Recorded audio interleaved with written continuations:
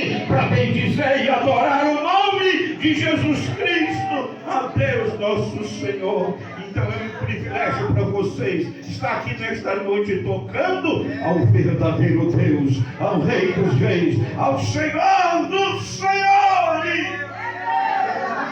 Aleluia! Jeremias vai falando sobre isso no capítulo 28 de Jeremias. Tem um falso profeta, sempre tem, irmãos, sempre aparece. Seja num salão pequeno, seja numa igreja grande, sempre aparece falso profeta. Lá no capítulo 28 de Jeremias apareceu um tal de Ananias. E ele diz: Israel não faz coisa nenhuma. Jeremias está mentindo. E Jeremias disse: você vai ser sentenciado, porque você está tocando no ungido do Senhor. Leia Jeremias 28 e 29 e você vai ver o Ananias morrer, porque tocou na unção do homem de Deus. E assim como Jeremias disse, aconteceu, porque ele disse no Senhor. Jerusalém foi invadida. Nabucodonosor destruiu as muralhas de Jerusalém, destruiu o templo do Senhor, levou os escudos de bronze, os escudos de ouro, levou as taças, tudo aquilo que foi consagrado.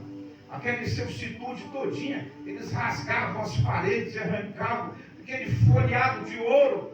O templo foi destruído.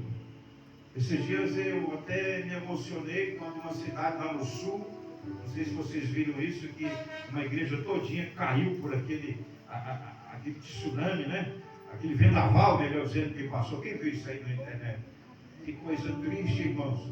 Nós vemos um templo destruído. Assim estava o templo de Jerusalém, destruído. Israel foi para o cativeiro babilônico. Mas bendito seja Deus. Lá em Isaías 45, diz a Bíblia que assume o reino persa um homem chamado Ciro, o monarca. E o Ciro, ele foi como um pastor, porque ele disse: a partir de hoje eu assumo o reino dos Medo-Persa. E eu quero assinar um decreto aqui, que quem quiser voltar para sua terra natal, pode voltar quem quiser. E Israel disse: eu quero voltar para Jerusalém.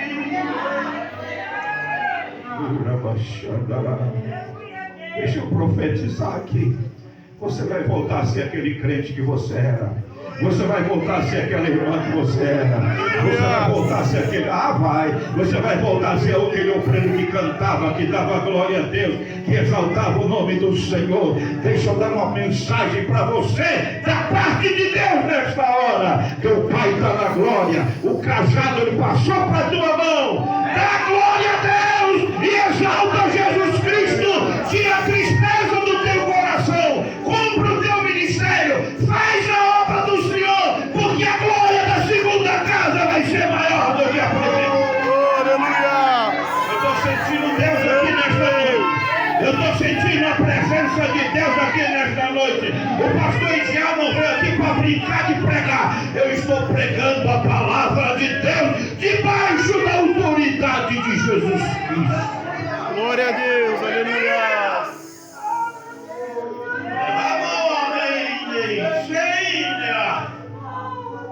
Diz a Bíblia que Israel volta para Jerusalém. Esdras capítulo 4 vai dizer que o samaritano, o vulgo, sempre quer andar junto. Percebeu? Se você ler o livro de Esdras, você vai entender o que eu vou falar. Esdras capítulo 4. Quem gosta de Bíblia? Esdras 4, do 1 a seguir. Eu estou dentro do tema.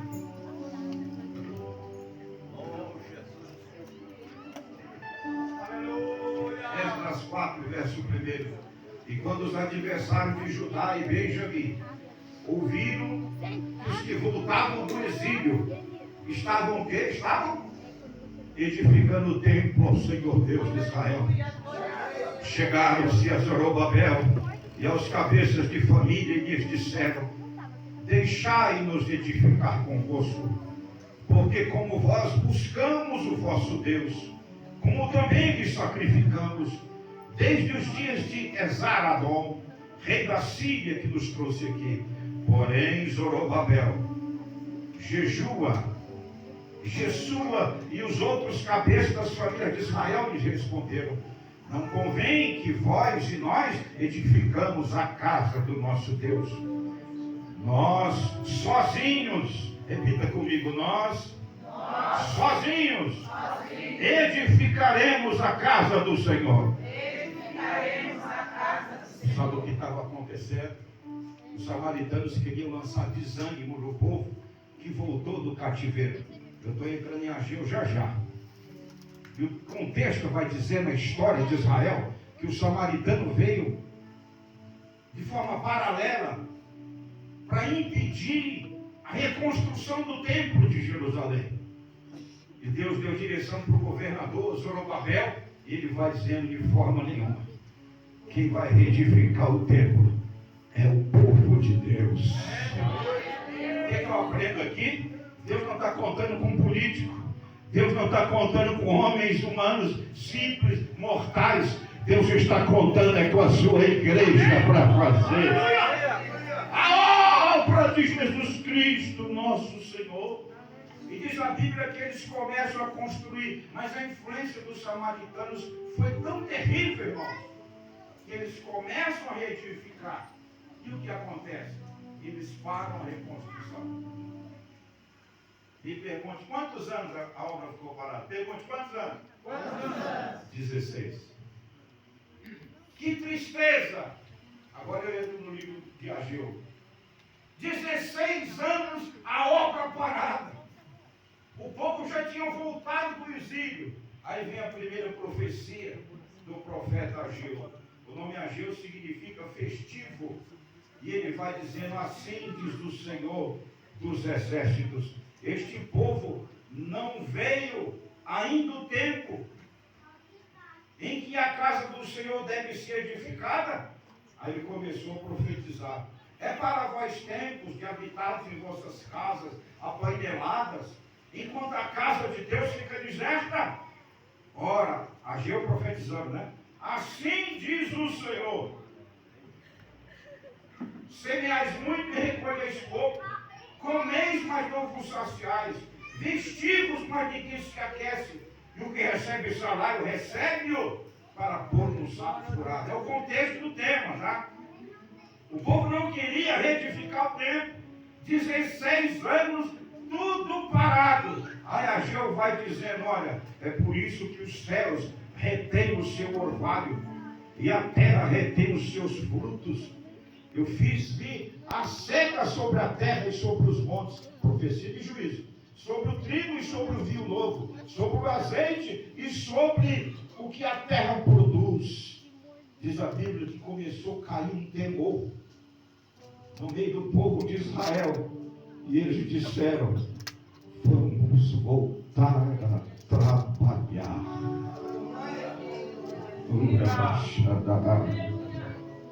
Vamos voltar a reedificar o templo do Senhor em Jerusalém. Glória a Deus. Aí começa esse contexto. Agora eu começo a ver, pastor Everson, 16 anos, uma pá parada. 16 anos, uma ferramenta parada. 16 anos, um enxadão parado. E eles começaram a lavar, a lubrificar as ferramentas. Oh glória, vai afiando aí a tua vida espiritual. Aleluia. Vai se colocando. Quem cantava vai voltar a cantar. Quem pregava vai voltar a pregar. Quem fazia a obra vai voltar a fazer a obra. É coisa linda, é coisa extraordinária. É o segundo templo que vai ser edificado para a honra e glória do Senhor nosso Deus. É o segundo templo que vai ser construído para a glória de Deus. Eles deixaram de lado os maus conselhos, as más influências. É o que a gente sempre ensina, né? Se desgarra desse povo que não tem Deus e se apega com Deus. E eles ouviram o profeta Ageu exatamente trazer essa palavra. Aí vem a segunda profecia de Ageu, que está no capítulo 2, E nós começamos a pregar o tema agora. Diz a Bíblia na segunda profecia, Ageu capítulo 2, verso de número 1. E no 7º mês, ou 21º mês, veio a palavra do Senhor por intermédio do profeta Ageu. Fala agora a Zorobabel, filho de Sealtiel, governador de Judá, e Josué, filho de Josadac, sumo sacerdote, e ao resto do povo. Aí começou a profecia. E disse-lhes, olha o que ele disse. Aí vocês vão lembrar do que eu falei agora há pouco. Quem há entre vós dos sobreviventes que viu esta casa na primeira glória? Como vedes agora? Não é esta como nada em vossos olhos comparada com aquela? Ageu diz assim, tem um velhinho aqui que passou 70 anos, e lembra do antigo tempo de Salomão? Tem um velhinho aí com 90 anos, com 80 e tantos anos, que lembra do primeiro tempo? Eles começaram a chorar. A teologia vai ensinando que eles começaram a chorar e dizer, é muito diferente. É muito diferente. O primeiro tempo era o dobro disso daqui. O primeiro tempo, irmãos, as pias eram de ouro. O segundo tempo, as pias eram de madeira. Entenda o contexto, entenda a Bíblia. As pias eram simples, era tudo de madeira. Aí o Ageu vai dizendo assim, não dá para comparar, né? Parece que essa aqui é como nada perante aquela. Os antigos começaram a olhar o primeiro tempo e dizer, não tem nada a ver uma coisa com a outra. Aí Ageu, cheio de Deus, nessa profecia, começa a falar de pelo menos de 4 promessas. Primeira delas, verso de número 4. Ora, esforça-te, Josué, está falando para o sumo sacerdote, filho de Josada, que sumo sacerdote, ele diz assim, esforçai-vos, todo o povo da terra, diz o Senhor, trabalhai, porque eu sou convosco. Repete comigo, eu sou convosco. Diz o Senhor dos Exércitos. Você sabia que é diferente? Alguém dizia assim, eu vou estar com vocês, do que essa expressão, eu sou convosco.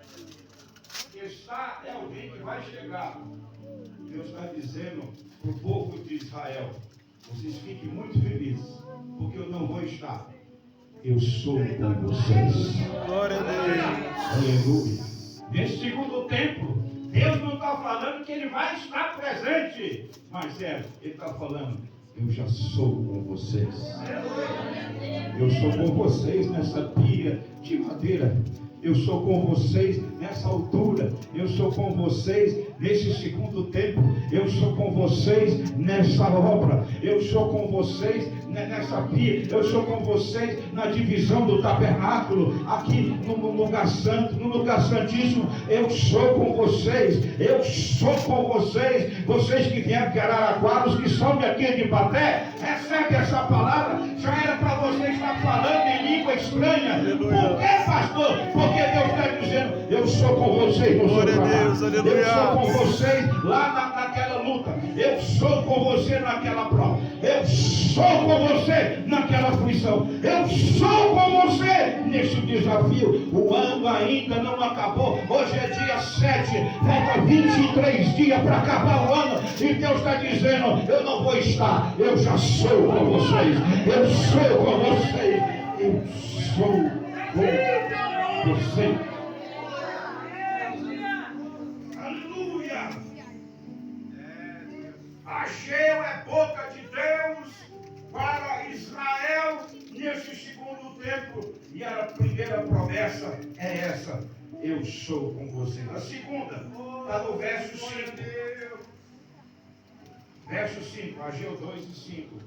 E esta é a aliança que fiz convosco quando saíste do Egito. E o meu o quê? Está com E maiúsculo ou E minúsculo? É o Espírito Santo. Glória a Deus. Dizendo assim, Primeiro, eu sou convosco. Segundo, e o meu Espírito habita no meio de vós.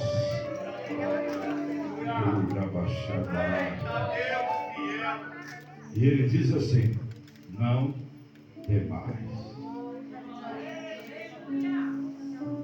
Amanhã a sua acorda cedo, o Espírito do Senhor está sobre vós. Você vai limpar lá a piscina do Pinheirinho, o Espírito do Senhor está sobre vós. Qualquer tipo de demanda, o Espírito do Senhor é sobre vós.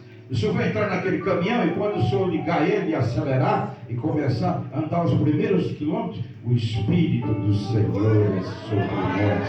Cada irmã que está aqui na sua atividade de trabalho no lar, aonde você estiver, lá na mercearia, lá fazendo conta, comprando, pagando, projetando, trabalhando, tocando, ensaiando, pregando, fazendo a minha palavra, o Espírito Santo está sobre nós.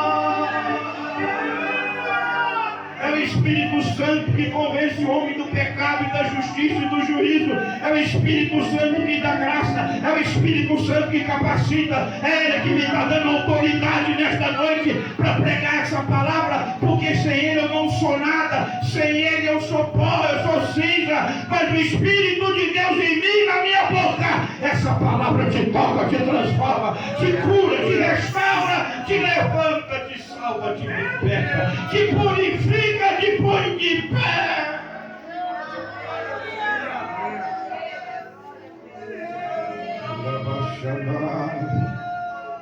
O primeiro ano de festa aqui em Ibaté, Deus está falando conosco.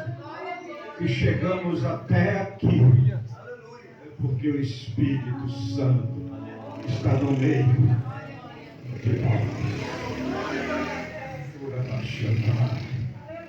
É Ele que vai